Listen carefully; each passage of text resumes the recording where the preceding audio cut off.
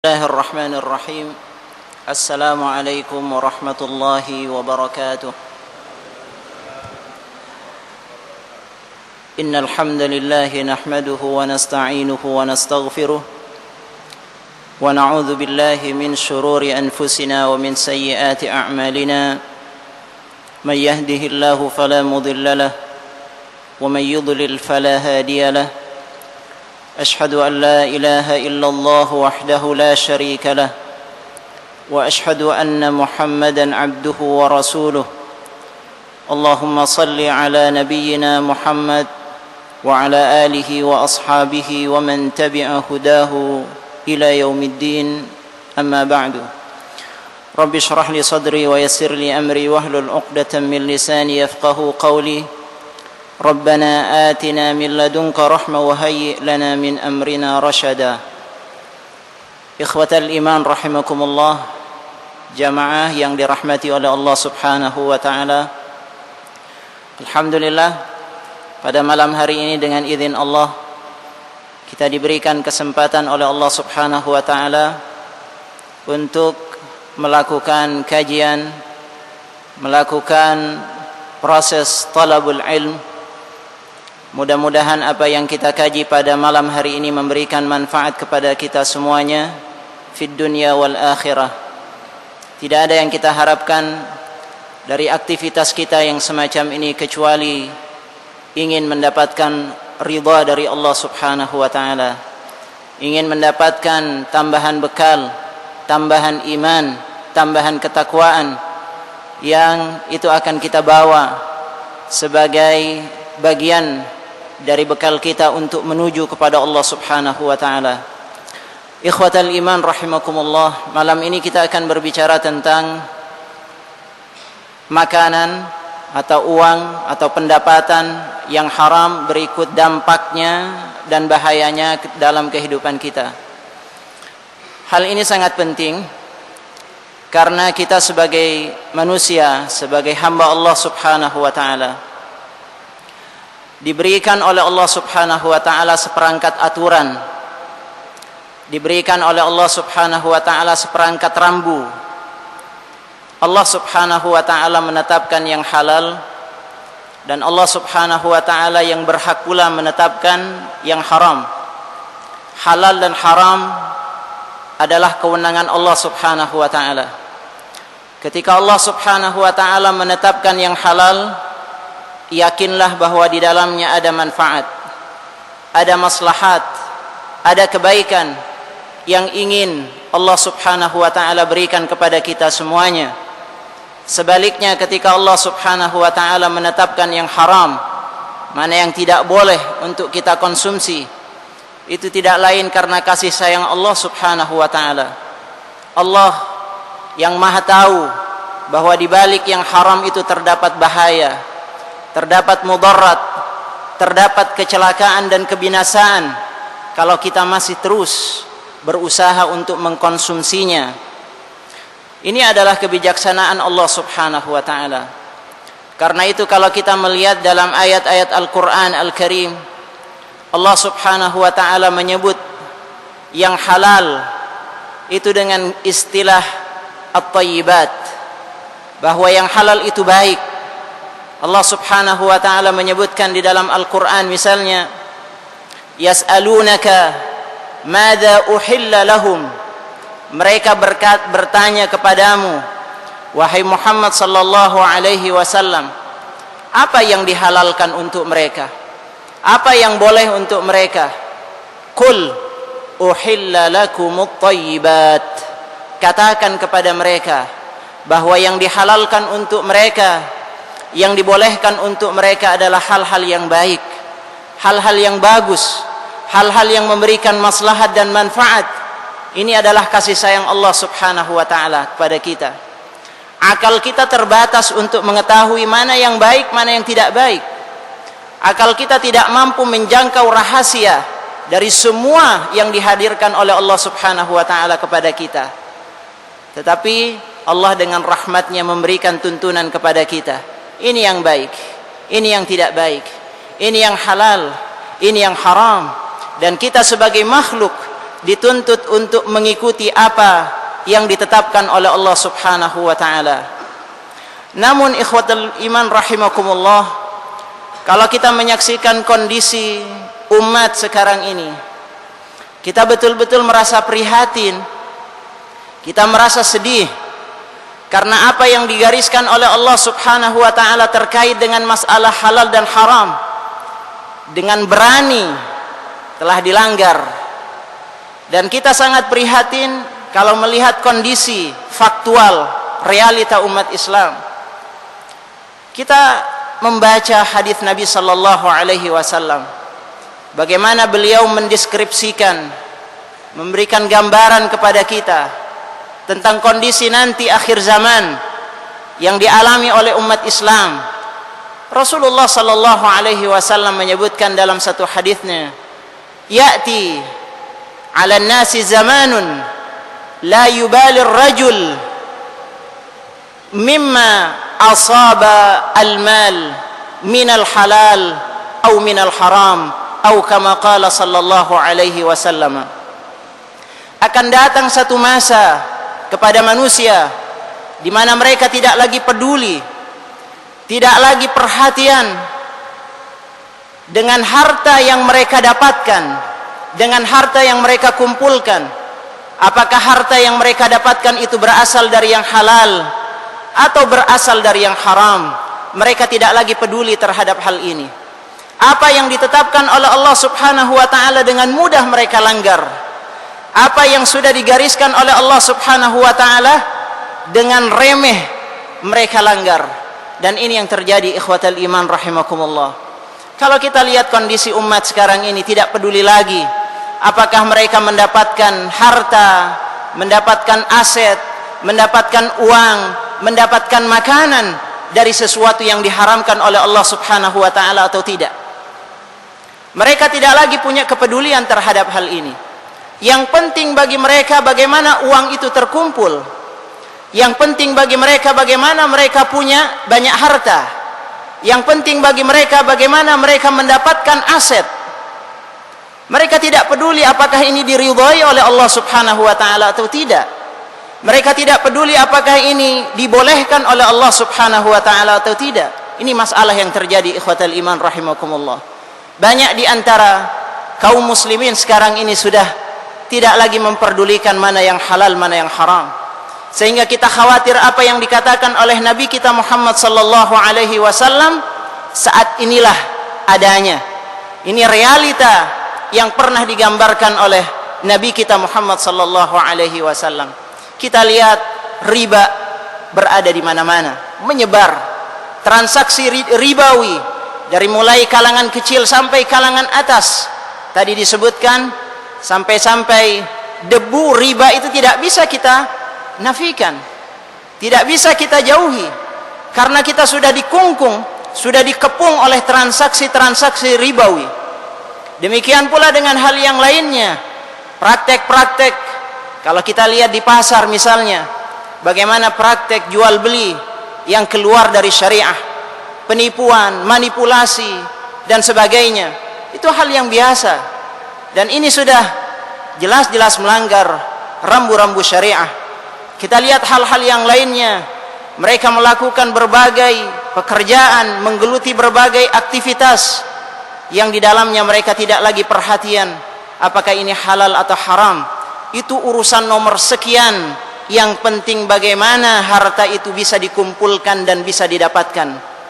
Ma'asyiral muslimin rahimakumullah, kalau kondisinya semacam ini, apakah kita berharap, apakah kita masih bisa berharap dari Allah Subhanahu wa taala? Allah Subhanahu wa taala akan memberikan keberkahan, memberikan kebaikan, memberikan kemaslahatan kepada kita. Kalau apa yang masuk ke dalam perut kita penuh dengan barang-barang haram, penuh dengan konsumsi-konsumsi yang haram, apakah dengan cara semacam ini kita akan diberikan pertolongan dan bantuan oleh Allah Subhanahu wa taala? Kita teringat dengan apa yang dikatakan oleh Zainab binti Jahsh radhiyallahu anha, istri Nabi kita Muhammad sallallahu alaihi wasallam. Beliau pernah bertanya kepada sang suami Nabi sallallahu alaihi wasallam, "Ya Rasulullah, anahlik atau anuhlak wa fina salihun. Ya Rasulullah, mungkinkah kita binasa? Mungkinkah kita musnah, diazab oleh Allah Subhanahu wa taala? Padahal di tengah-tengah kita masih ada orang-orang saleh, masih ada orang-orang yang rajin ibadah, masih ada orang yang tekun melaksanakan salat, puasa, tilawah Quran, zikir, doa dan sebagainya. Apakah mungkin ya Rasulullah sallallahu alaihi wasallam kita binasa padahal di tengah-tengah umat ini masih banyak yang saleh? Apa jawaban Nabi kita Muhammad sallallahu alaihi wasallam? Rasulullah sallallahu alaihi wasallam mengatakan, "Na'am, idza kathural khabath." Iya, kalau hal yang mungkar, kalau keburukan, kalau hal-hal yang dilanggar dan diharamkan oleh Allah Subhanahu wa taala menyebar begitu rupa, maka ketika itulah umat ini akan binasa, umat ini akan celaka. Dan itulah yang dikatakan oleh Nabi kita Muhammad sallallahu alaihi wasallam 14 atau 15 abad yang lalu. Ikhwatal iman rahimakumullah, mengapa Nabi kita Muhammad sallallahu alaihi wasallam mengatakan hal yang semacam itu? Karena memang harta yang haram, konsumsi yang haram, rezeki yang haram, makanan yang haram, baik dari sisi barangnya maupun cara mendapatkannya, kalau itu melanggar dari tuntunan Allah Subhanahu wa taala, akan memberikan dampak dan bahaya yang luar biasa dalam kehidupan kita. Dampaknya sangat berbahaya, dan ini yang harus diingatkan terus umat ini. Bagaimana Rasulullah sallallahu alaihi wasallam memberikan peringatan demi peringatan kepada kita agar kita menjauhi dari hal-hal yang diharamkan oleh Allah Subhanahu wa taala, mengingat bahaya dan dampaknya. Apa dampaknya? Apa bahayanya dari konsumsi makanan yang haram, rizki yang haram? Rasul sallallahu alaihi wasallam menegaskan dalam banyak hadis, di antaranya yang pertama, bahwa amal saleh dan ibadah kita tidak akan diterima oleh Allah Subhanahu wa taala. Amal saleh tidak akan diterima oleh Allah Subhanahu wa taala. Barangkali sudah banyak ibadah yang dilakukan, barangkali salatnya luar biasa, puasanya luar biasa, ketaatannya dan sebagainya, tetapi kalau di dalam perutnya ada barang haram, itu bisa menjadi penyebab tertolaknya amal-amal saleh, bisa menjadi penyebab tertolaknya amal-amal ibadah. Kenapa demikian? Innallaha tayyibun la yaqbalu illa tayyiban. Allah Subhanahu wa taala maha baik, Allah Subhanahu wa taala tidak menerima kecuali yang baik-baik. Jangan sampai kita mempersembahkan kepada Allah sebuah amal, tetapi dalam diri kita, perut kita, tubuh kita dipenuhi dengan barang-barang yang haram, yang jelas-jelas dimurkai oleh Allah Subhanahu wa taala. Bagaimana kita akan mendekat kepada Allah dengan barang yang haram? Bagaimana kita akan mendekat kepada Allah Subhanahu wa taala sementara tubuh kita dipenuhi dengan sesuatu yang haram? Allah Subhanahu wa taala tayyib, la yaqbal illa tayyiban. Dan ikhwatal iman rahimakumullah, Rasul sallallahu alaihi wasallam juga menegaskan dalam hadis yang lain, wa'lamu anna al-luqmah al-haram idza waqa'at fi jawfi ahadikum lan yutaqabbal 'amaluhu 40 lailah, atau kama qala sallallahu alaihi wasallam. Ketahuilah, kata Rasulullah, ketahuilah oleh kalian, camkan oleh kalian, perhatikan oleh kalian, bahwa manakala satu suap saja dari makanan yang haram masuk ke dalam tubuh kalian, masuk ke dalam perut kalian, maka amal kalian selama 40 hari tidak akan diterima oleh Allah Subhanahu wa taala. Ibnu Abbas radhiyallahu an, Ibnu Abbas mufassir dari kalangan sahabat yang tahu betul tentang makna-makna ayat Al-Quran, dan disebut oleh Rasul sallallahu alaihi wasallam dan oleh para ulama sebagai hibrul ummah, tinta umat. Beliau mengatakan, la yaqbalullah salata mri'in fi jawfihi haram. Allah Subhanahu wa taala tidak menerima salat seseorang yang di dalam perutnya ada makanan haram. Ini disebutkan oleh Ibnu Abbas radhiyallahu anhu. Dan demikian pula salafun salih yang lainnya. Bagaimana mereka menyebutkan bahwa makanan yang haram bisa menjadi penghalang diterimanya amal-amal kita oleh Allah Subhanahu wa taala. Naudzubillah min dzalik. Dan ini adalah peringatan yang sangat berbahaya dari Rasulullah sallallahu alaihi wasallam. Barangkali kita ingat ikhwatal iman rahimakumullah, dalam satu riwayat bagaimana Rasulullah menggambarkan ada seorang yang melaksanakan ibadah haji dengan bekal dari yang haram.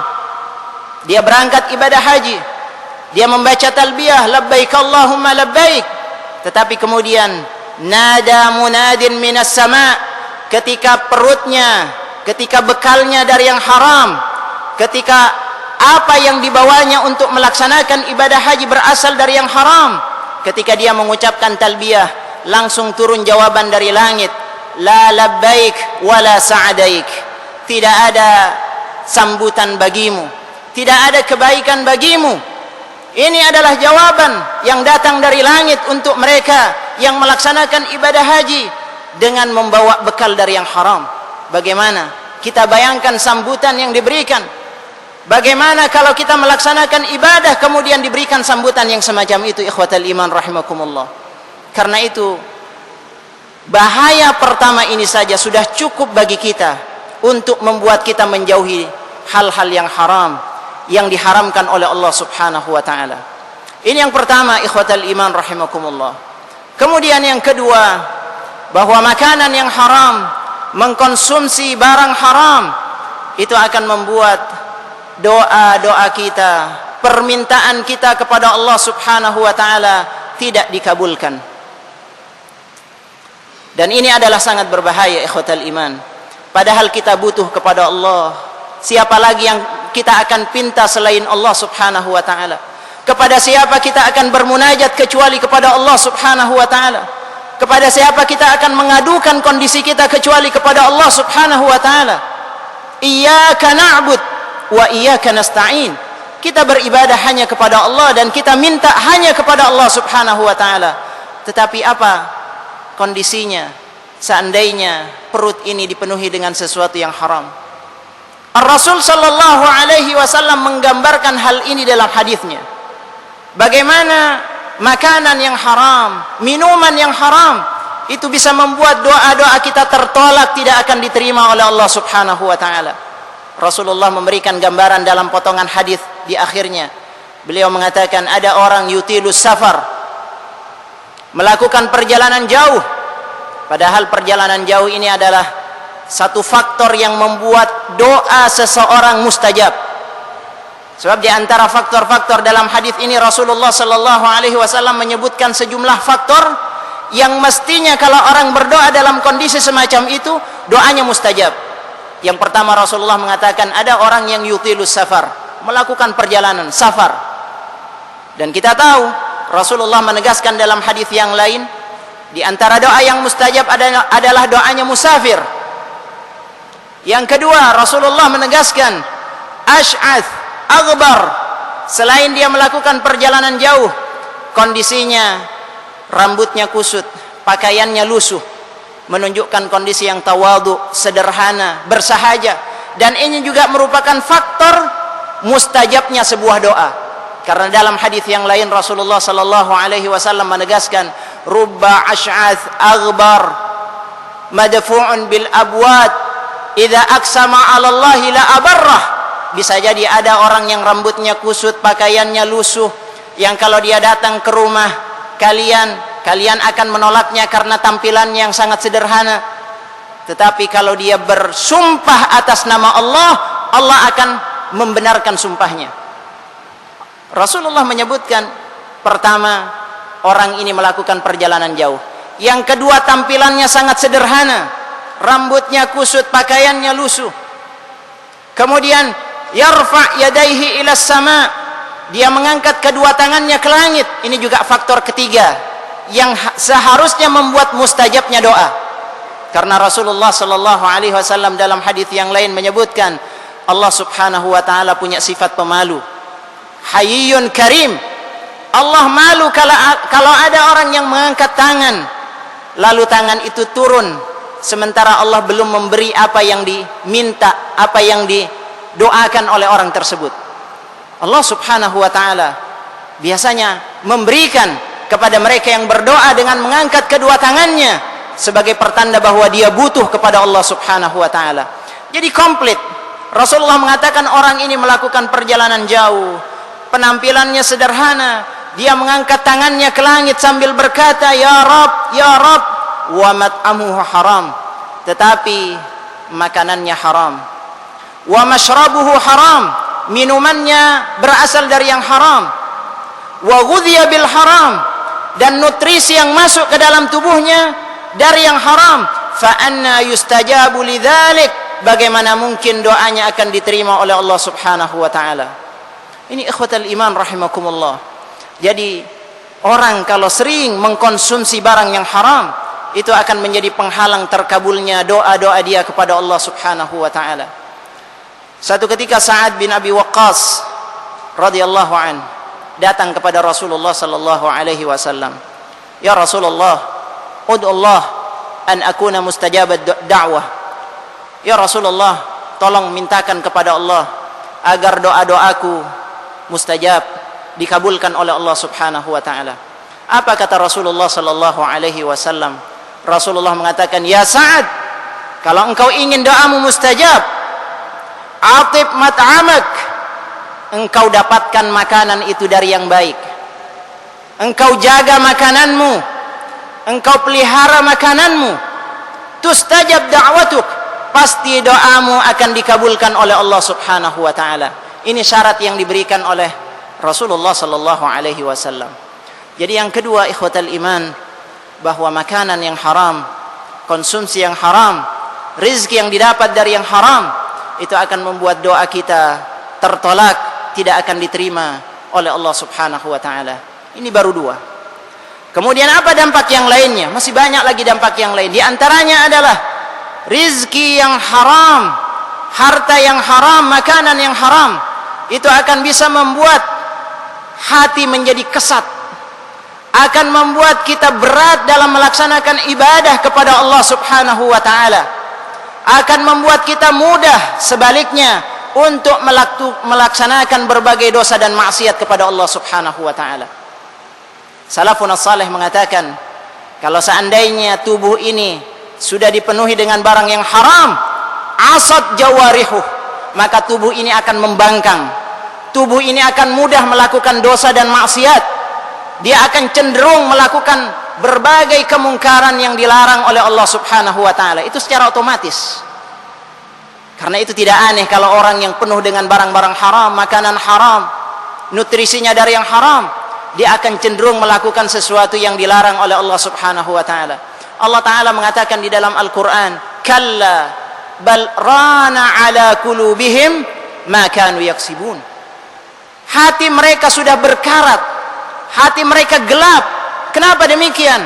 Di antara tafsiran yang diberikan oleh para ulama, karena mereka mendapatkan hartanya, mendapatkan pendapatannya dari yang haram, yang itu membuat hatinya menjadi gelap, hatinya menjadi pekat, tidak lagi bercahaya, tidak lagi bisa melaksanakan perintah-perintah Allah Subhanahu wa taala, tetapi sebaliknya dia akan mudah melakukan maksiat dan dosa kepada Allah Subhanahu wa taala. Ini adalah dampak dan bahaya dari barang yang haram. Dan yang terakhir, kalau kita simpulkan, yang terakhir, kalau kita melihat dampak dan bahaya dari barang yang haram, Rasulullah sallallahu alaihi wasallam menegaskan, kullu lahmin nabata minas suht au minal haram fannaru aula bih. Setiap daging yang tumbuh dari barang yang haram, maka neraka adalah tempat yang pas buat dia, neraka adalah tempat yang cocok buat dia, neraka adalah tempat yang sesuai buat dia. Dan itu yang dikatakan oleh Nabi kita Muhammad sallallahu alaihi wasallam. Jadi ikhwatal iman rahimakumullah, ini sejumlah hadis yang disebutkan oleh Rasulullah sallallahu alaihi wasallam, dan banyak lagi hadis-hadis yang lain yang mengingatkan kita agar kita tidak mengkonsumsi barang-barang yang haram, makanan yang haram. Jangan sampai kita memasukkan makanan yang haram ke dalam perut kita, sebab akan menimbulkan efek dan bahaya yang luar biasa dalam kehidupan kita. Bahayanya tidak hanya di dunia, tetapi sampai ke akhirat. Nah, karena itu ikhwatal iman rahimakumullah, kalau kita melihat salafun salih, kalau kita melihat generasi saleh terdahulu, bagaimana mereka menjaga apa yang dikatakan oleh Nabi kita Muhammad sallallahu alaihi wasallam, betul-betul mereka perhatikan. Sebab Rasulullah sallallahu alaihi wasallam juga memberikan contoh. Rasulullah ketika memberikan peringatan kepada umat dari barang yang haram, beliau sendiri juga memberikan contoh. Rasul sallallahu alaihi wasallam tidak mau mengkonsumsi sesuatu, jangankan yang haram, yang syubhat saja dihindari oleh Rasulullah sallallahu alaihi wasallam. Pernah satu ketika Rasulullah sallallahu alaihi wasallam berjalan, kemudian di tengah jalan beliau melihat ada satu biji kurma. Beliau hendak memakan kurma tersebut, tetapi kemudian beliau ingat, beliau khawatir bahwa kurma tersebut adalah kurma sedekah, sementara beliau dan keluarga beliau tidak boleh memakan harta sedekah kecuali hadiah.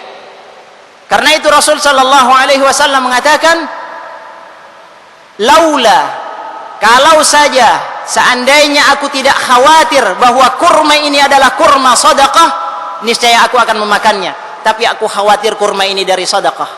Rasulullah tidak jadi memakannya. Beliau pernah bersama dengan Al-Hasan Ibn Ali radhiyallahu anhuma, cucu beliau, datang ke Baitul Mal. Ketika itu Al-Hasan masih kecil. Kemudian dia ambil kurma di Baitul Mal, Baitul Sadaqah. Dia ambil kurma itu dan hampir dimakan. Langsung diambil oleh Rasul sallallahu alaihi wasallam. Kemudian Rasulullah mengatakan, kita ini dilarang untuk makan harta sedekah. Kecil sudah diajari oleh Rasul sallallahu alaihi wasallam. Dari kecil sudah diajari oleh Rasulullah mana harta yang boleh dimakan, mana yang tidak boleh dimakan. Kita bayangkan bagaimana Rasul sallallahu alaihi wasallam. Beliau menjaga betul jangan sampai tubuh beliau masuk barang-barang yang haram. Padahal siapa beliau?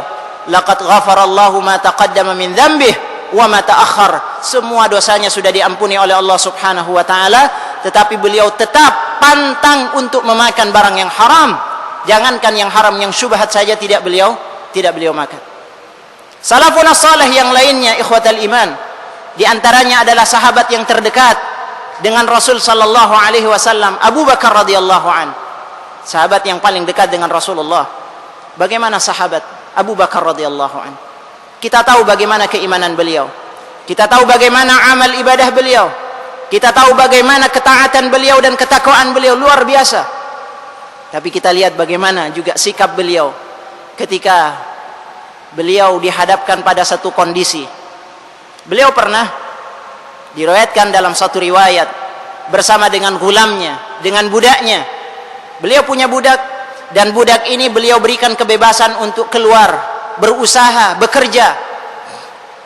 Pada satu saat ketika budak ini datang di sore hari, dia membawa makanan. Dia datang membawa makanan, kemudian makanan itu diberikan kepada Abu Bakar radhiyallahu an, majikannya.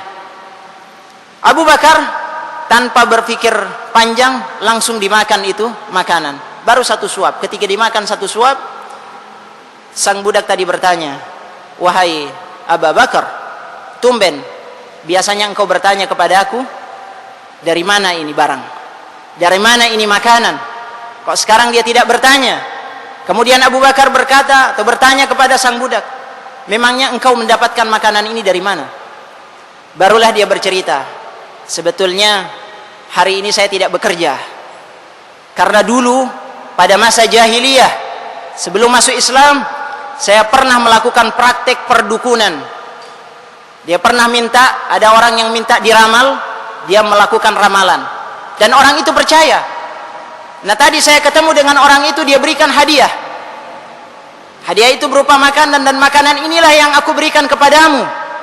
Abu Bakar sontak, dia takjub, dia kaget luar biasa dengan apa yang diceritakan oleh sang budak. Lalu dia memasukkan tangannya ke dalam mulutnya, dia congkel agar keluar itu makanan. Karena tidak keluar, dia minta air. "Tolong berikan aku air, hati alma." Kemudian diberikan air, dia minum sebanyak-banyaknya agar keluar sampai perutnya penuh dengan air. Lalu dia congkel-congkel, akhirnya itu keluar, muntah. Sang budak tadi mengatakan, "Kulla hadza li ajli luqma wahidah?" Engkau melakukan ini wahai Abu Bakar, padahal cuma satu suap engkau lakukan ini. Apa kata Abu Bakar radhiyallahu anhu? Kita perhatikan apa yang dikatakan oleh Abu Bakar radhiyallahu an. Abu Bakar radhiyallahu an dengan segala ketakwaannya, dengan segala keimanannya, beliau mengatakan, "Na'am, law lam yakhruj," seandainya makanan ini tidak keluar, "illa ma'a khuruji nafsi la akhrajtuha." Kalaulah makanan ini tidak keluar kecuali bersamaan dengan keluarnya nyawaku, aku akan melakukannya. Sebab aku mendengar dari Rasulullah sallallahu alaihi wasallam, "Kullu lahmin nabata minal haram fannaru aula bih." Setiap daging yang tumbuh dari barang haram, maka neraka adalah tempatnya. Abu Bakar radhiyallahu anhu menjaga betul. Padahal keimanan beliau luar biasa, ibadah beliau luar biasa, tapi beliau tetap menjaga jangan sampai makanan yang haram itu masuk ke dalam tubuhnya. Demikian pula dengan salafun as-salih yang lainnya. Kalau kita melihat satu persatu, kita akan melihat kejadian-kejadian yang luar biasa. Bagaimana Umar bin Khattab mengatakan, jangan sampai ada di pasar ini orang yang berdagang, melakukan praktek perdagangan, kecuali yang tahu hukumnya halal dan haram. Wa illa akala riba sya'au am aba. Kata Umar bin Khattab, tidak boleh berjualan di tempat ini kecuali orang yang faqih, tahu halal dan haram. Sebab kalau tidak, dia akan makan uang dari riba, baik suka maupun tidak suka, baik sadar maupun tidak sadar, dia akan masuk ke dalam kungkungan riba. Dan ini yang diingatkan oleh Umar bin Khattab radhiyallahu an. Demikian ikhwafillah rahimakumullah. Dan kita tahu ada Ibnu Umar radhiyallahu an, anak beliau sendiri mengatakan, "Tarku danikin min haram, tarku danik min haram khairun au afdal min mi'ati alfin tunfak fi sabilillah." Meninggalkan 1 sen, 1 peser dari barang yang haram lebih baik daripada berinfak 100.000 di jalan Allah subhanahu wa ta'ala. Jadi luar biasa. Mudah-mudahan apa yang mereka ajarkan kepada kita, teladan-teladan mereka, bisa kita jadikan sebagai sebuah pelajaran, sebagai masukan yang berharga, agar kita bisa menghindarkan diri kita dari yang haram, yang dilarang oleh Allah subhanahu wa ta'ala.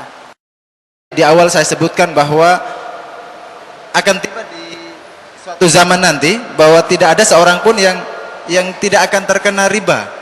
Bahkan kita pun ketika berusaha untuk tidak makan riba, kita masih terkena debunya. Lalu bagaimana dengan doa kita, Ustadz? Ketika kita sudah benar-benar berusaha tetapi masih juga terkena imbas daripada hal-hal yang haram itu, bagaimana dengan ibadah kita, sedekah kita juga? Seperti apa, Ustadz?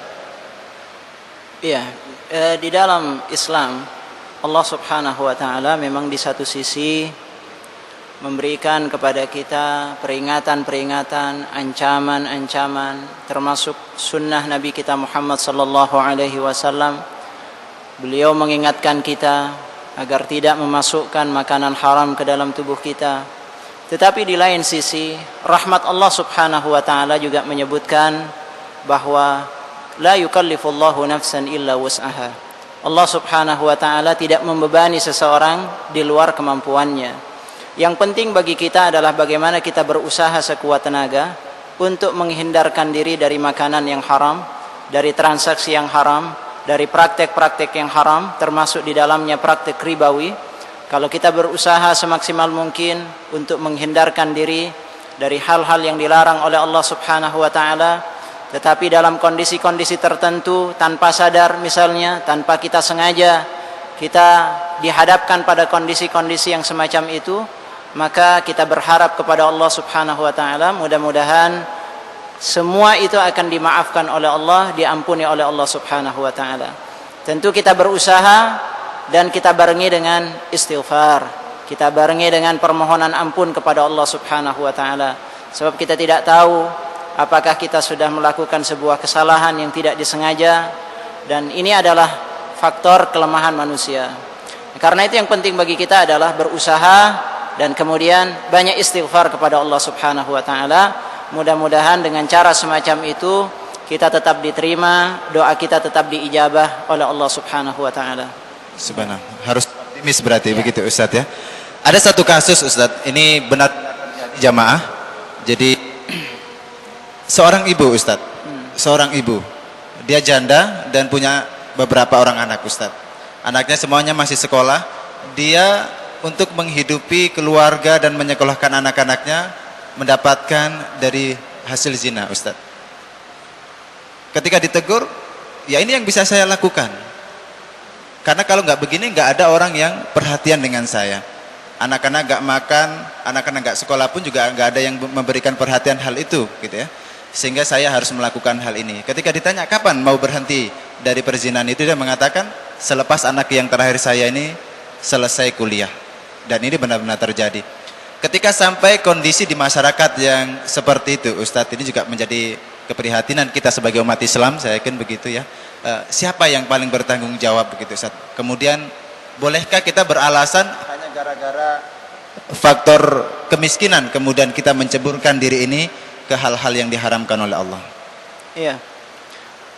Ikhwafillah, memang betul ada hadis Nabi kita Muhammad sallallahu alaihi wasallam, kadal fakru an yakuna kufran, bahwa kefakiran dan kemiskinan itu nyaris membuat seseorang melakukan hal-hal yang melanggar, melakukan perbuatan yang tidak diridhai oleh Allah Subhanahu wa taala. Tetapi sebetulnya hal ini tidak bisa menjadi sebuah alasan.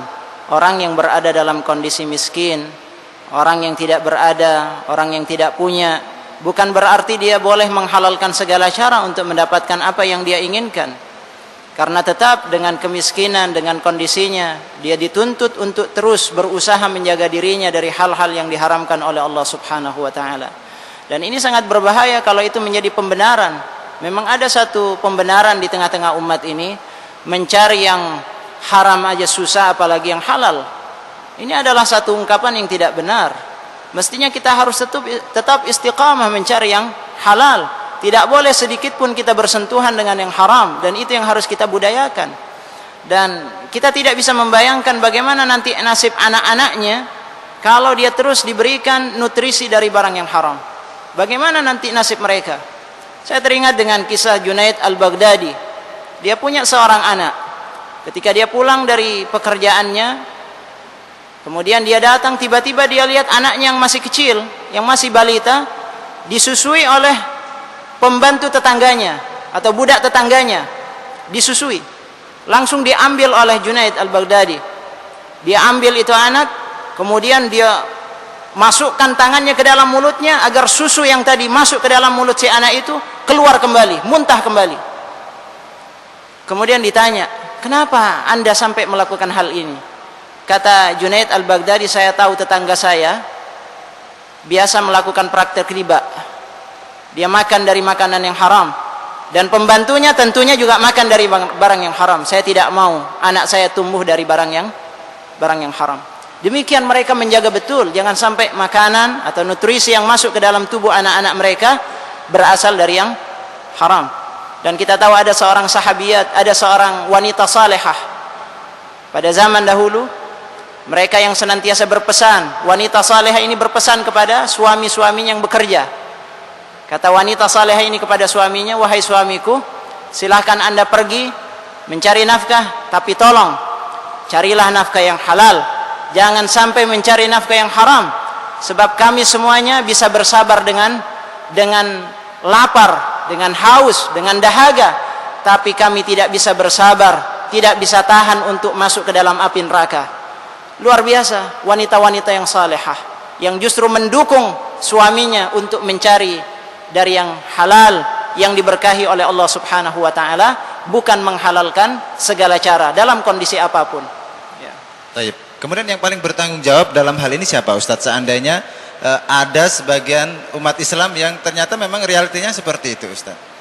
Ya, yang pertama dia sendiri harus punya keinginan dan kemauan untuk menghindarkan diri dari memakan yang haram. Dia sendiri, sebab hisapnya nanti nafsi-nafsi.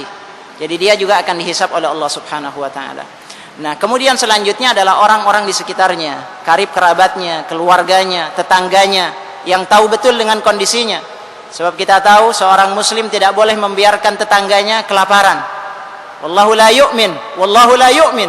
Tidak beriman atau tidak sempurna keimanannya kalau ada orang yang dia sendiri kenyang, bisa makan apa saja sementara tetangganya berada dalam kondisi kelaparan. Ini tidak dibenarkan oleh Nabi sallallahu alaihi wasallam. Harus berbagi. Sehingga kalau ada tetangga yang mengetahui kondisi, ada tetangganya yang semacam itu, maka menjadi kewajibannya untuk membantu, untuk memberikan sesuatu dari sebagian rizkinya kepada dia, kalau dia memang mampu untuk melakukan itu. Dan dalam lingkup yang lebih jauh adalah tentu ulil amri atau pemerintah, dia bertanggung jawab untuk mensejahterakan masyarakat dan rakyatnya. Jadi semacam itu, kullukum ra'in wa kullukum mas'ulun an ra'iyatih. Luar biasa. Ya, kalau kita kembali membaca sejarah bagaimana para salafus soleh, ulama-ulama kita mencontohkan benar-benar menjauhkan harta-harta yang haram, makanan yang haram, bukan hanya untuk dirinya, keluarganya. Ini dengan penjagaan yang sangat begitu Ustadz ya. Meskipun ini ada di masyarakat juga Ustadz. Jadi ketika mendapatkan yang haram, dibelikan kendaraan Ustadz. Kan nggak untuk dimakan gitu ya. Jadi dibelikan kendaraan atau uang ini tidak dibelikan makanan untuk keluarga begitu Ustadz. Ini juga nggak dibenarkan begitu Ustadz. Iya. Baik. Betul. Oke, saya akan buka sesi pertanyaan untuk tanya jawab. Yang hadir, yang mau bertanya silakan. Oke, yang di depan sudah siap. Kemudian yang di belakang bisa maju dulu ya. Sebutkan nama dan dari mana Pak? Apakah dari Surabaya ini ya? Baik, silakan Pak. Assalamualaikum warahmatullahi wabarakatuh. Waalaikumsalam. Saya nama Rasid dari Jombang, Pak. Bapak? Jombang. Jombang Rosid. ya? Pak Rosyid dari Jombang, subhanallah. Pertanyaan saya satu, Ustadz. Mendengar apa yang Ustadz sampaikan, rasanya kita ini terlalu sepele dibandingkan dengan sahabat-sahabat lalu. Nah, saya ini mau tanya tentang kasus saya sendiri aja. Nggak ngarang-ngarang, Ustadz ya. Jadi setahu saya menabung di bank itu, bank-bank konvensional katanya itu riba. Nah, saya ini nabung di sana. Saya pernah dengar katanya itu riba, tapi saya tetap nabung di sana. Apakah saya termasuk yang terkena riba itu dan akan menerima konsekuensi yang Ustadz sampaikan tadi? Satu. Yang kedua, apa yang harus saya lakukan? Sementara dalam usaha saya sering sekali menggunakan transaksi bank seperti itu. Nah, ada solusi suruh ke bank syariah. Nah, apakah memang kalau kita pindahkan semua tabungan ke bank syariah kita bebas dari riba? Saya tidak tahu. Mohon dijelaskan. Kira-kira doa-doa saya ini terhalang tidak dengan kelakuan saya yang seperti itu? Terima kasih. Assalamualaikum warahmatullahi wabarakatuh. Warahmatullahi wabarakatuh. Luar biasa. Satu lagi ya. Oke.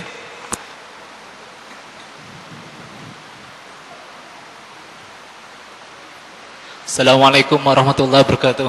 Waalaikumsalam. Nama saya Aris. Yang mau saya tanyakan ini, saya mau banyak toko yang menjual, contohnya menjual beras apa dan barang sebagainya, tapi di dalam toko itu ada satu barang yang diharapkan yang dijual oleh toko tersebut. Gimana hukumnya uang tersebut dan apa namanya? Apakah itu bisa berdampak pengaruh juga terhadap apa yang disebutkan Ustaz tadi? Dan yang kedua, ini pertanyaan yang sangat penting. Di Surabaya ini banyak produk-produk yang dari luar negeri yang dijual, dan apa hukuman makanan yang kita makan produk itu yang dijual, produk itu yang disumbangkan ke Yahudi, Ustaz. Seperti Kentucky dan banyak makanan seperti yang produk-produk dari luar negeri seperti dari Amerika. Kan kita tahu sendiri bahwa banyak produk dari Amerika itu yang disumbangkan ke Yahudi. Hukumannya gimana? Dan yang ketiga, gimana hukumannya mendapatkan beasiswa dari bank konvensional? Itu aja. Terima kasih. Assalamualaikum warahmatullahi wabarakatuh. Waalaikumsalam warahmatullahi wabarakatuh. Ya, kita jawab dulu ya. Masih cukup panjang waktu kita. Untuk ibu-ibu disiapkan untuk Anda yang ingin bertanya. Yang pertama Pak Rosyid dari Jombang. Subhanallah, dari Jombang jauh-jauh ke sini Pak ya. Mudah-mudahan Allah memberikan kemudahan dan melapangkan rezeki Pak Rosyid ini. Ustadz, jadi sudah tahu nih Pak Rosyid, Ustadz, menabung di bank konvensional itu nggak dibenarkan, haram gitu ya bunganya gitu Pak Rosyid.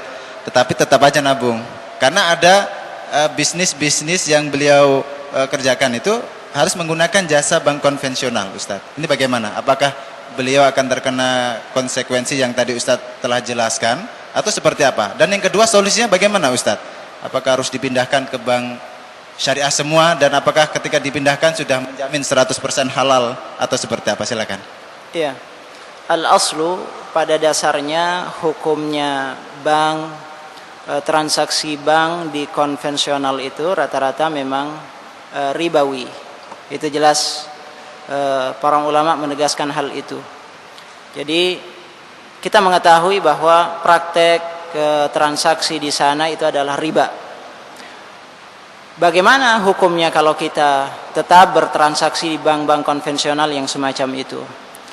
Nah, kalau kita bisa menghindarkan diri kita dari bertransaksi di bank tersebut, itu sangat bagus. Tetapi dalam kondisi-kondisi tertentu, kita tidak bisa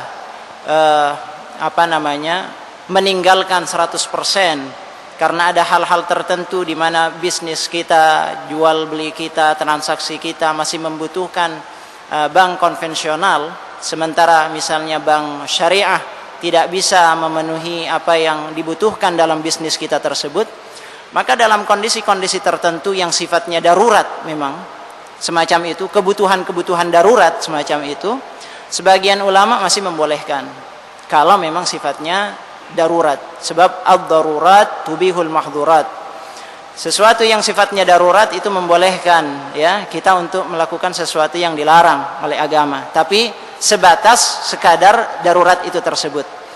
Jadi kalau unsur daruratnya sudah hilang, maka kita harus kembali kepada bank-bank syariah. Jadi mana hal-hal yang bisa kita lakukan di bank syariah, kita lakukan di bank syariah tersebut.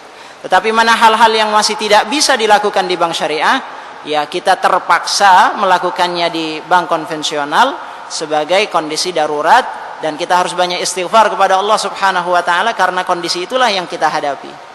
Nah, hal semacam ini difatwakan misalnya oleh Dr. Yusuf Al-Qardawi. Dalam kondisi-kondisi tertentu beliau membolehkan misalnya mengambil KPR, kemudian harus dengan bank konvensional dan sebagainya, sementara kebutuhan untuk memiliki rumah adalah kebutuhan dasar bagi seorang manusia. Nah, dalam kondisi yang semacam itu beliau memberikan rukhsah, keringanan, boleh, tapi selama itu memang darurat betul, memang tidak ada. Kita sudah berusaha di bank syariah, berusaha mencari sana sini, tidak ada, hanya bisanya di satu tempat ini, maka dengan terpaksa kita melakukan, dan kita harus banyak tetap menyertainya dengan istighfar dan taubat, mudah-mudahan Allah mengampuni, karena memang kondisinya terpaksa semacam itu. Nah, ini yang bisa kita lakukan sambil perlahan-lahan kita berpindah. Mudah-mudahan nanti bank syariah berkembang lebih pesat, lebih baik, lebih maju, sehingga kalau kita sudah bisa bertransaksi di bank-bank syariah yang di dalamnya ada dewan pengawas syariahnya, bukan lagi kemudian kewajiban kita untuk mengetahui apa ini transaksinya halal, haram dan sebagainya. Biarkan mereka, karena kita sudah percayakan kepada mereka, dan kita sudah thiqah, percaya kepada mereka, karena di dalamnya sudah ada dewan syariah dan sebagainya. Kalaupun kemudian ada sesuatu yang bertentangan, itu adalah tanggung jawab mereka. Nah, ini yang harus kita fahami. Jadi kita posisikan dalam secara tepat semacam itu. Luar biasa. Tapi kita harus dukung ada upaya untuk mensyariahkan semuanya nih Ustadz. Ya. Kalau semua berpikiran bank syariah masih belum ada sarannya, akhirnya para pengusaha ini nggak ada yang nabung di bank syariah Ustadz. Akhirnya nggak bisa berkembang nih bank syariah gitu Ustadz ya. Baik, itu kalau Anda juga ingin, mitra muslim semua ingin mengetahui tentang transaksi bisnis yang syariah, ini di Suara Muslim Ustadz, kita juga ada bincang ekonomi syariah dari Selasa jam 9:30 pagi. Anda bisa memperdalam tentang bisnis syariah di sana. Baik, kemudian pertanyaan yang kedua dari Aris tadi, berdagang Ustadz, di salah satu barang dagangannya itu ada barang yang haram, ini bagaimana hukumnya tadi ya? Kemudian yang kedua tadi ada produk dari luar negeri, ini bagaimana hukum mengkonsumsinya? Dan yang ketiga tadi ada beasiswa dari bank konvensional, boleh nggak kita menggunakan fasilitas itu? Ya. Saya jawab dari yang terakhir dulu. Beasiswa dari bank konvensional, biasanya beasiswa yang diberikan oleh bank-bank konvensional itu berasal dari laba-laba yang mereka peroleh dari bunga, biasanya semacam itu. Nah, karena itu ada fatwa yang keluar dari ulama kita bahwa menerima beasiswa dari bank konvensional tidak boleh, karena biasanya alokasinya, sumber alokasinya dari bunga, ya. Biasanya itu yang dipakai oleh mereka untuk dipergunakan sebagai beasiswa. Jadi mereka yang mendapatkan beasiswa dari bank konvensional, alangkah baiknya mencari beasiswa dari tempat yang lain, sebab kita khawatir itu memang semacam itu. Kemudian yang kedua, ikhwafillah rahimakumullah, kalau ada pedagang yang mencampur ada antara barang-barang yang halal yang boleh diperjualbelikan, tapi di sisi lain mereka juga menyelipkan barang dagangan yang tidak boleh, gitu. Maka ini tetap tidak boleh hukumnya, ya, tidak boleh. Jadi dia akan dituntut sesuai dengan seberapa banyak barang-barang haram itu yang dia perjualbelikan. Ya, jadi tidak boleh mencampur antara hak dan batil.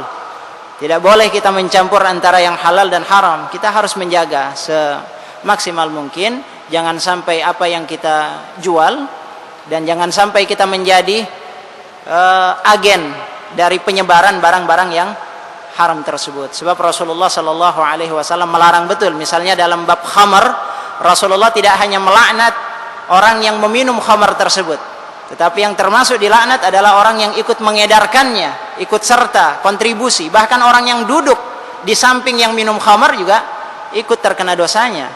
Nah, ini sampai begitu rupa. Artinya apa? Sesuatu yang mengantarkan kepada yang haram, maka dia juga akan termasuk dalam mereka yang terkena dosa dan akibatnya nanti. Nah, ini yang disebutkan oleh Rasulullah Sallallahu Alaihi Wasallam. Sementara kepada pembeli, misalnya kita kemudian harus berhadapan, bermuamalah dengan pedagang yang semacam ini. Bagaimana posisi kita? Kita tahu ini dia menjual sesuatu yang haram di samping yang halal. Maka sebagian ulama mengatakan kalau sebagian besar yang diperjualbelikan masih barang-barang yang halal, ya, masih boleh bermuamalah dengan dia, masih boleh. Tetapi untuk kehati-hatian dan untuk dakwah, ya, sebaiknya kita mencari tempat lain yang betul-betul murni berdagang atau menjual barang-barang yang memang dihalalkan oleh Allah Subhanahu wa taala. Ya, kalau bisa semacam itu, idealnya semacam itu. Ya. Ya, untuk produk dari luar negeri, produk impor nih Ustadz. Ya, produk impor kalau kita memang mengetahui bahwa sebagian keuntungannya untuk mendukung gerakan-gerakan mereka yang menentang Islam, maka jelas tidak boleh. Tetapi yang harus kita lakukan terlebih dahulu adalah melakukan tabayyun, betul tidak semacam itu. Jangan sampai kita menjadi korban informasi yang salah gitu. Akhirnya kita serba terbatas pergerakan kita. Jadi kita harus melakukan konfirmasi terlebih dahulu. Kita melakukan tabayyun, benar tidak semacam itu. Kalau ternyata infonya valid, benar bahwa keuntungan dari apa yang mereka bisniskan itu diberikan ke gerakan-gerakan mereka, maka tentu kita tidak boleh ya ikut serta mengembangkan bisnis mereka. Jangan sampai ada satu sen pun yang masuk ke dalam bisnis mereka. Itu yang harus dilakukan oleh setiap muslim. Baik, tabayun dulu Ustadz ya. Cross check dari setiap informasi yang kita dapatkan. Karena sekarang ini banyak sekali isu-isu mungkin yang pakai dunia maya atau mungkin BlackBerry, kadang disebarkan informasi-informasi itu kemudian mengembang ya. Isu-isu itu padahal tidak benar isu itu. Baik, saya buka untuk sesi berikutnya. Baik, ada yang bertanya dari sisi sana satu ya, ada tiga ya. Baik, Bapak bisa maju dulu, agak mendekat. Baik, silakan. Saya Abu Ali. Bagaimana dengan daging-daging impor sekarang? Itu kita tidak tahu halal atau haramnya. Satu. Kedua, bagaimana dengan seseorang yang sudah membeli mobil, kenyataan setelah dipakai beberapa bulan, ketahuan bahwa mobil ini mobil curian, orangnya datang minta mengambil mobilnya. Apakah kita kembalikan begitu atau kita kembalikan dengan persyaratan uang yang kita pakai membeli mobil ini diganti oleh orangnya. Minta penjelasan lebih lanjut. Baik. Ya. Ya. Sebelah sini. Untuk jamaah ibu-ibu ada yang mau bertanya silakan. Bisa melalui tulisan saja ya. Assalamualaikum warahmatullahi wabarakatuh. Assalamualaikum warahmatullahi Nama saya Muhammad Amin dari Surabaya. Baik. Saya pernah dengar seorang ustadz ceramah.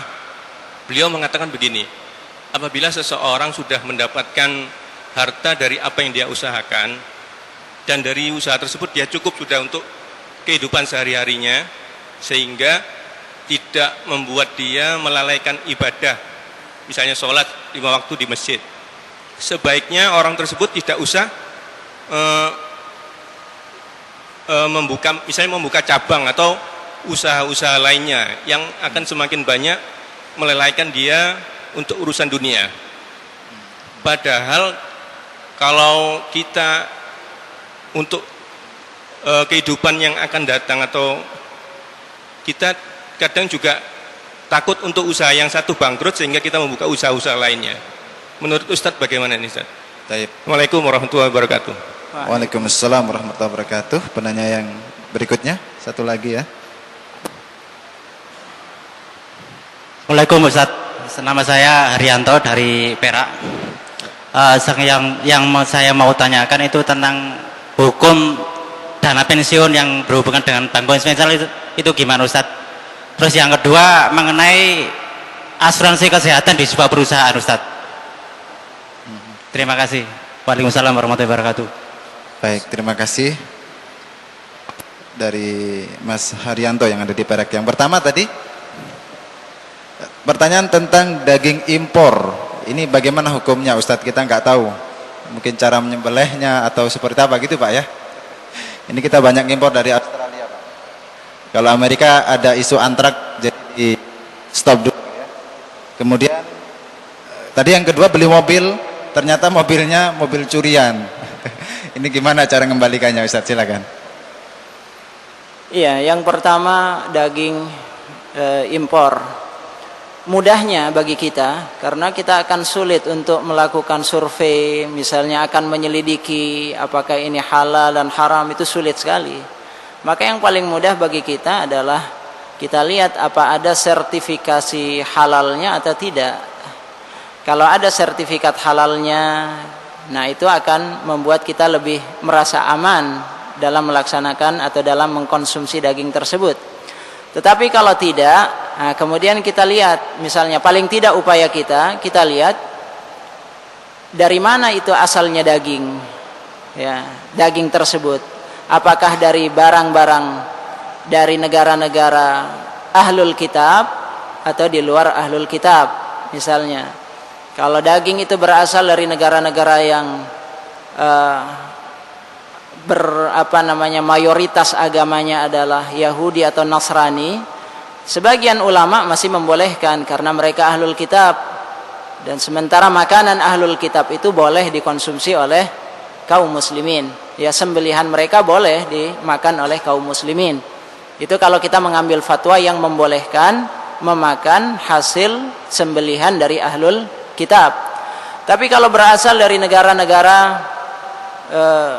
ateis yang tidak beragama, komunis misalnya, sosialis dan sebagainya, maka sebaiknya kita hindari karena memang itu dilarang, ya, kalau berasal dari negara-negara tersebut. Jadi langkah pertama kita mengetahui ada atau tidaknya sertifikat halalnya. Kalau tidak ada, kita lihat sumbernya dari mana. Nah, kalau kita juga tidak mengetahui, ya, dan kita yakin ketika diperdagangkan itu dijual belikan oleh orang Islam dan kita tidak ragu, ya bismillah kita makan. Tapi kalau kita ragu, kok ada perasaan tidak nyaman, sebaiknya kita tinggalkan. Da' ma yaribuk ila ma la yaribuk. Tinggalkan yang masih membuat kita ragu, ya. Jadi kita tinggalkan dan kita pindah kepada sesuatu yang sudah pasti. Nah, itu lebih nyaman buat kita, ya. Wallahu a'lam. Baik, yang kedua tadi Ustaz beli mobil ternyata mobil curian itu Ustaz. Ya, kita bisa minta ganti kepada penjualnya. Jadi itu, mobilnya kita kembalikan, tetapi transaksinya kita kan dengan penjual tadi. Jadi Kenapa?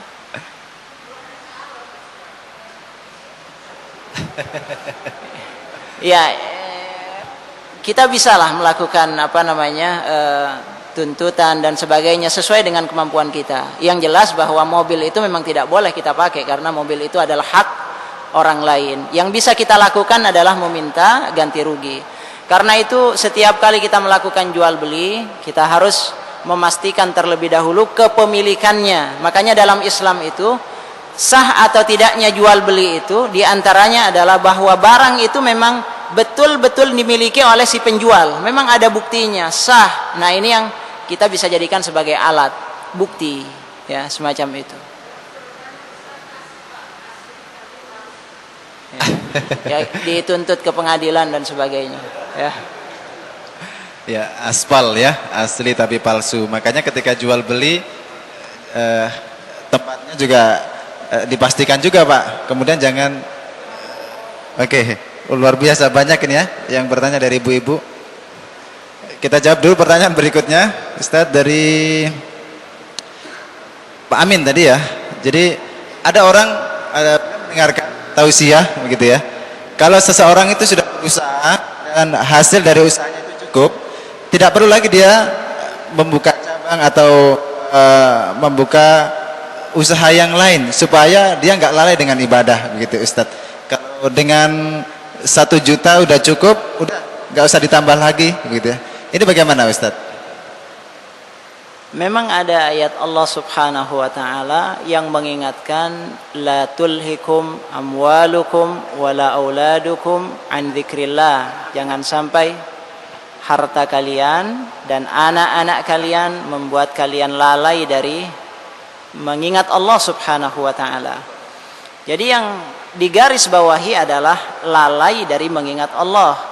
Bukan kemudian kita batasi kalau sekian nanti akan membuat lalai. Tidak ada jaminan. Ada orang yang penghasilannya kecil tapi dia lalai, ada orang yang penghasilannya besar tidak lalai. Jadi yang jadi ukuran itu adalah lalai atau tidak dia kepada Allah Subhanahu wa taala. Justru seorang muslim dituntut dia untuk mengembangkan ekonomi, mengembangkan bisnisnya agar agar harta itu beredar di tangan kaum muslimin. Ni'mal mal as-salih lirrajul salih. Bahwa sebaik-baik harta itu yang berada di tangan orang soleh, dan orang muslim adalah orang yang berhak karena dia tahu bagaimana cara mengelola harta itu dengan baik, dengan amanah. Nah, justru semacam itu. Yang penting tidak lalai, ya. Baik. Intinya pada lalai atau tidaknya, Pak ya. Jadi kalau banyak usaha semakin banyak sedekahnya. Nah, ini nggak lalai berarti, Pak ya. Ya, baik. Kemudian Mas Haryanto tadi, nah, ini kalau ada dana pensiun tadi ya. Dana pensiun itu hukumnya seperti apa, Ustadz? Dana pensiun ini kalau orang sudah meninggal dapat itu, Pak ya? Bukan. Oh, kalau sudah 60 tahun begitu ya. Selesai bekerja dia akan dapat terus. Baik. Kemudian yang kedua tadi tentang asuransi kesehatan dari sebuah perusahaan. Ini bagaimana, Ustadz? Ya, dana pensiun tidak apa-apa, boleh ya, selama memang itu dikeluarkan dari sumber yang halal, dan itu pemerintah kan yang memberikan ya. Jadi al-muslimuna ala syurutihim. Seorang muslim itu terikat dengan perjanjian-perjanjian yang dibuat, akad-akad yang dibuat. Karena pemerintah sudah melakukan akad dengan para pegawainya misalnya, dan di antara akadnya mereka akan mendapatkan jatah, gaji, kafalah untuk hidupnya, tidak ada masalah. Jadi boleh saja. Yang penting tidak menzalimi hak orang lain, semacam itu. Nah, kemudian yang kedua, asuransi juga semacam itu, asuransi kesehatan dan sebagainya.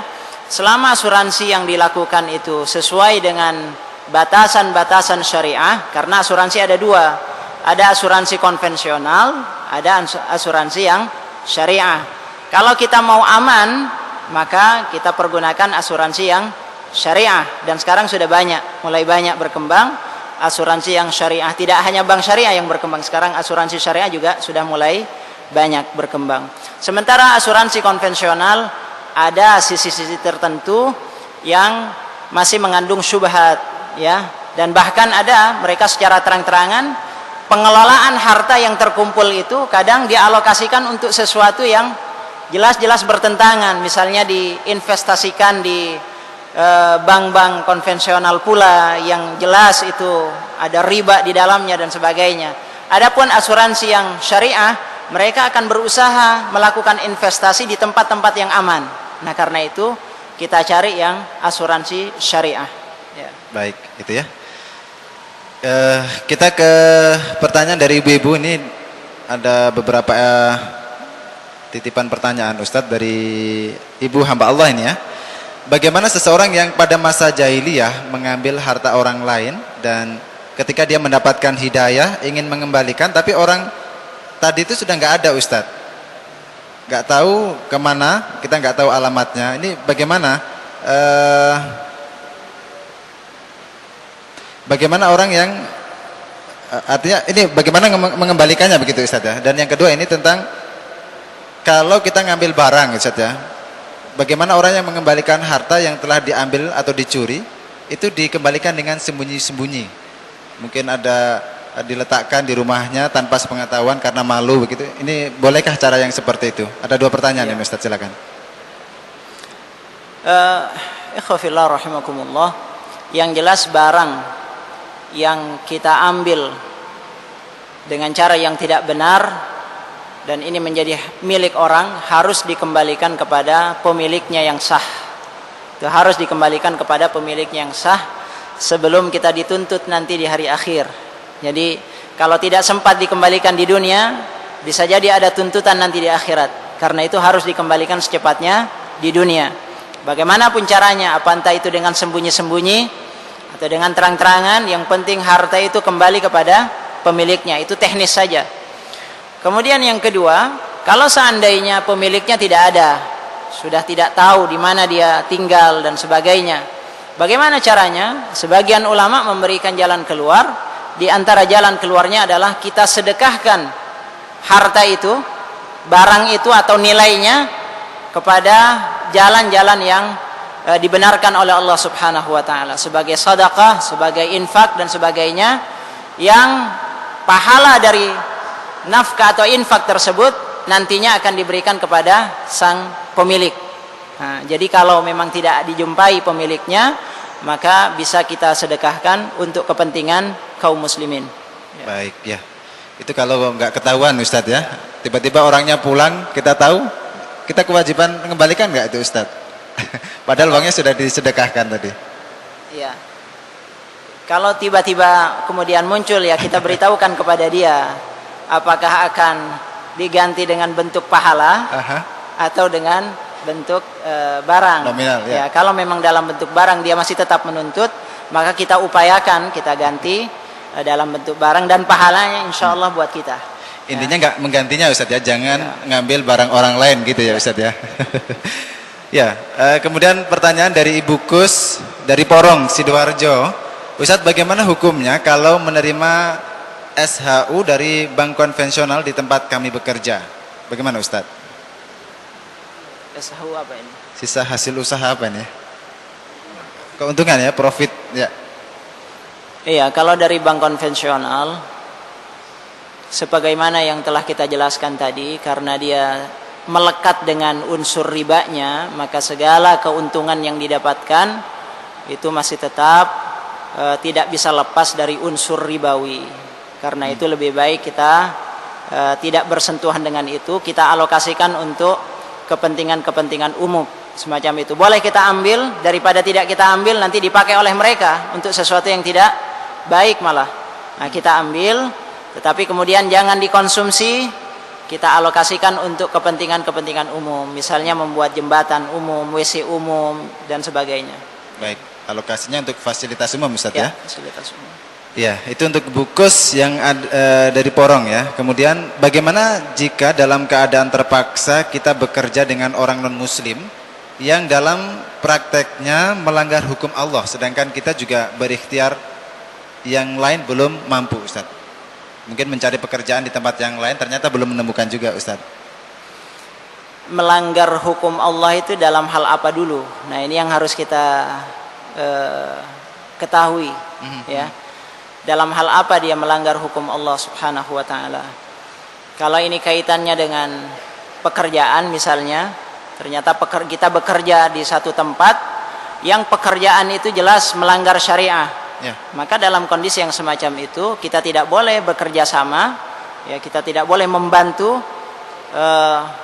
untuk terus berada dalam perusahaan tersebut. Kita harus berusaha mencari pekerjaan yang lain kalau memang melanggarnya dalam hal tersebut. Terkecuali dalam hal yang lain melanggarnya, maka berbeda pula hukumnya. Baik, ini harus jelas dulu ya pelanggarannya bentuknya seperti apa begitu Ustaz. Ya, kemudian hukum anak yang mengambil harta orang tuanya dan istri yang mengambil harta suaminya Ustaz. Ini tentu tanpa sepengetahuan begitu Ustaz ya. Bagaimana Ustaz? Ya, seorang anak tidak boleh dia mengambil harta orang tuanya, ya, tidak boleh. Dia harus sebagai seorang anak justru harus memperlihatkan baktinya kepada orang tua. Jangan sampai dia menunjukkan sikap-sikap yang menunjukkan kedurhakaannya. Di antara bentuk kedurhakaan adalah mengambil harta orang tua dengan cara yang tidak benar, ya. Nah, sementara istri pada dasarnya juga semacam itu, dia tidak boleh mengambil harta suaminya, terkecuali ada pengecualian kalau misalnya suami ini sangat kikir, bakhil, dia tidak mengeluarkan uang untuk belanja sehari-hari, misalnya uang untuk belanja di rumah, ya, nafkah untuk istrinya tidak dipenuhi, maka dalam kondisi yang semacam ini istri boleh mengambil harta suami sebatas kebutuhan, sesuai dengan kebutuhan dia, ya, jangan lebih dari kebutuhannya. Ini yang dulu pernah dilaporkan atau diminta fatwanya kepada Rasulullah sallallahu alaihi wasallam oleh istrinya Abu Sufyan. Karena istrinya Abu Sufyan melapor kepada Rasulullah, ya Rasulullah, gimana hukumnya saya mengambil uang suami saya tanpa sepengetahuan dia, sebab dia adalah orang yang kikir, tidak mau memberikan nafkah kepada saya. Kata Rasul sallallahu alaihi wasallam, boleh, tapi sebatas kebutuhan. Di luar itu tidak boleh. Ya. Baik. Ini kalau syaratnya rajulun syahih ya Ustaz ya. Suaminya kikir, pelit, enggak ngasih ongkos belanja, nah, ini boleh.